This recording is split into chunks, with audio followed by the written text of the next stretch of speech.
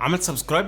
ما رحتش عملت سبسكرايب. انزل دلوقتي اعمل سبسكرايب لو انت مش مشترك، وانت طالع كده اعمل لايك للفيديو، مش تخسر اي حاجه. تمام؟ بس اهم حاجه السبسكرايب واللايك عشان عايزين نوصل مليون سبسكرايب. تمام ماشي. دلوقتي عندنا ميعادنا مع الاوبو رينو 10 5G. سلسله الاوبو كانت واقفه بقالها فتره كبيره جدا في مصر عشان مشاكل الاستيراد ومشاكل الدولار والحاجات اللي احنا كلنا عارفينها دي، ولكن اخيرا اوبو جت نزلت بشكل رسمي بالاوبو رينو 10 5G. موبايلات رينو عموما نطت نطه كبيره جدا في الامكانيات وفي السبيكس اللي على الورق حتى. يعني لو فاكرين زمان ان موبايلات رينو كانت بتديك تجربه استخدام كويسه في ايدك، ولكن ما كانتش بتديك افضل امكانيات على ورق. يعني لما كنا نيجي نقارنها بشاومي مثلا، نقارنها بريل مي حتى اختها الصغيره، كنا هنلاقي دايما موبايلات الرينو اقل في الامكانيات بشكل عام. ولكن الموبايل ده عكس كده تماما. الموبايل ده فيه امكانيات كتيره جدا جدا زي ما فيه عيوب طبعا هنقولها في الفيديو ده. المهم بقى يا باشا، لما تيجي تمسك الجهاز اصلا تطلعه من العلبه هتحس ان الموبايلات دي نفسها اختلفت، او الموبايلات دي كبرت.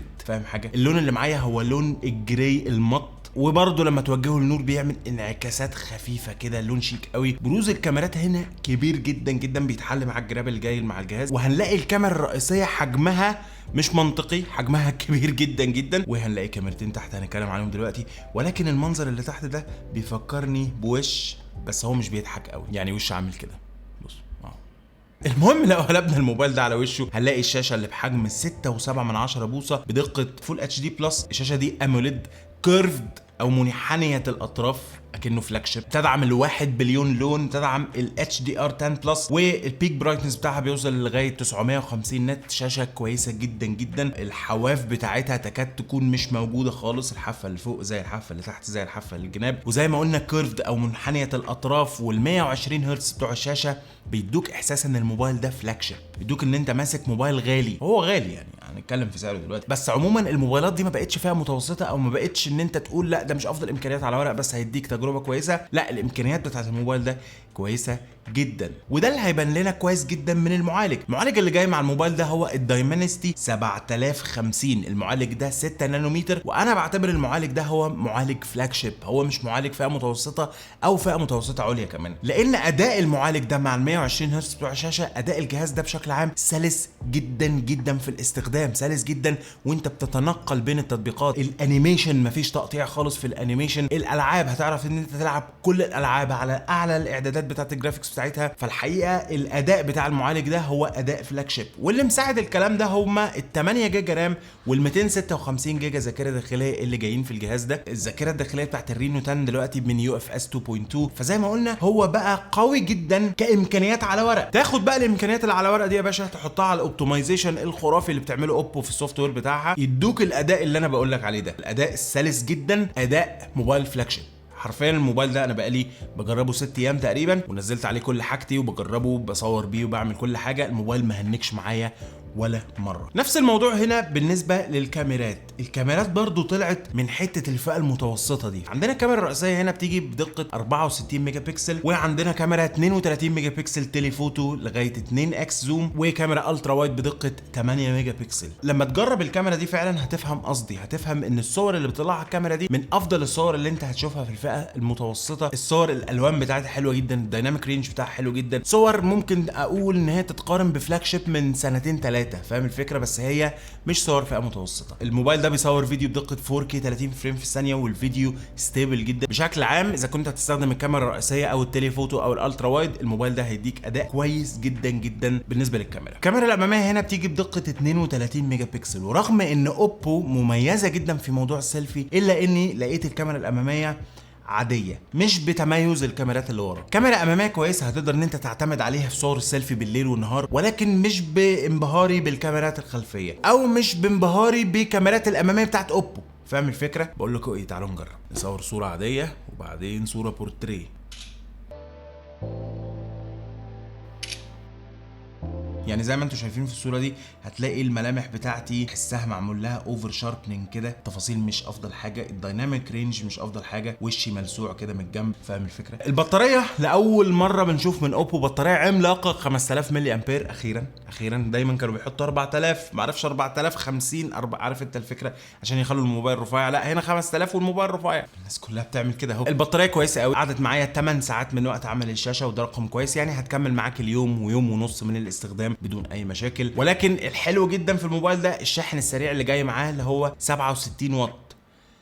67 واط 6-7 مظبوط. الموبايل ده شحن من 0 ل 100 في 36 دقيقة بالظبط، وده رقم خرافي جدا بالنسبة للفئات المتوسطة او موبايلات الفئات المتوسطة. طبعا عشان احنا عندنا شاشة اموليد فعندنا البصمة اللي تحت الشاشة شغالة سريع جدا من غير اي مشاكل خالص، وعندك فيس انلوك برضو تقدر ان انت تفتح الموبايل ده ببصمة الوش بتاعتك. عندك هنا حاجة جديدة انا بشوفها من اوبو الصراحة، وهي الاي ار بلاستر او النقطة اللي فوق دي اللي بتسمح لك ان انت تستخدم الموبايل بتاعك كريموت كنترول للتكييف، للتلفزيون، لاي حاجة بتستخدم ريموت كنترول. حاجة كويسة قوي ما كناش بنشوفها غير في موبايلات شاومي وشفناها في الموبايل ده. انا بحب الاضافه دي، انا بحب الاختراع ده الصراحه. السماعات بتاعه الموبايل ده سماعات مميزه جدا. عندنا سماعه ستيريو، سماعه فوق وسماعه تحت بيشتغلوا ليفت ورايت، سماعات ستيريو، والسماعات صوتها حلو جدا. تعالوا اسمعكم.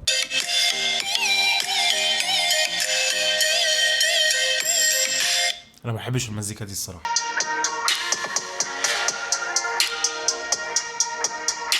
صوته عالي جدا وصوت نقي جدا وفيه بيز حلو قوي على الموبايل. ولكن الحاجات اللي زعلتني شويه ان احنا ما عندناش هيدفون جاك او المدخل السماعات 3.5 مللي مش موجود في الجهاز ده، فهتضطر ان انت تشتري كونفرتر لو انت بتستحب ان انت تستخدم سماعات خارجيه بالسلك او بتستخدم مايك خارجي مثلا، هتضطر ان انت تشتري كونفرتر من يو اس بي سي لل 3.5 مللي. عندنا برضو ان انت ما ينفعش تركب كارت ميموري في الموبايل ده. الموبايل ده بياخد شريحتين بس ما فيهوش كارت ميموري تماما. وموضوع كارت الميموري ده انا مش عارف ليه الناس كتير قوي بتسالني عليه مع انه قديم، يعني التكنولوجيا بتاعته قديمه وبيأثر على اداء الجهاز، بيأثر على اداء الميموري بتاع الجهاز بشكل عام. فانا شايف ان لو موبايل 128 256 كافي جدا جدا جدا ان انت تحط كل حاجتك وذكرياتك مزيكتك كل حاجه، مش محتاج ميموري كارد. ولكن الموبايل ده ما بيركبلوش ميموري كارد زي ما احنا عرفنا. عندك الكاميرا الاماميه مش بتصور فيديو بدقه 4K، هي بتصور فيديو بدقه 1080p. انا ما اعرفش ليه تعملوها 4K عادي جدا، بس هو ده اللي موجود. ولكن غير كده الصراحه الموبايل ممتاز جدا. يمكن سعره عالي شويه طبعا عشان الدولار والسعر والحاجات اللي احنا فيها دي، هو سعره 450 دولار بره، وبيجي مصر هنا تقريبا عامل 18 الف جنيه. انا مش متاكد قوي من سعره للنسخه 8 رام 256،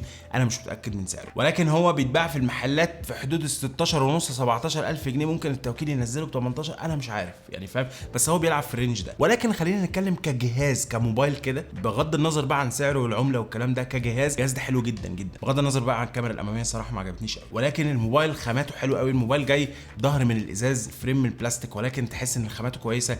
الشاشه زي ما قلنا الكيرفد الاموليد الواحد بليون لون 120 هرتز، شاشه حلوه جدا كعاده اوبو. طبعا السوفت وير بتاع اوبو العبقري اللي جامع ما بين الفيتشرز الكتيره جدا والسلاسه في الاستخدام، يعني سوفت وير خفيف وفي فيتشرز كتيره جدا. السوفت وير بتاع اوبو عبقري الصراحه في الموضوع ده. الكاميرات الخلفيه كاميرات حلوه جدا، الشحن السريع، البطاريه حلوه جدا. فالموبايل ده حتى على الورق اوبو ظبطت الامكانيات بتاعته على الورق زياده للتجربه بتاعته الحلوه جدا. فالموبايل ده لو خلينا العيوب اللي انا قلتها على جنب، الموبايل ده حلو جدا، ولو معاك فلوس وانا برشحه الصراحه في الفئه دي. بس كده ده كان رايي في الاوبو رينو 10 5G.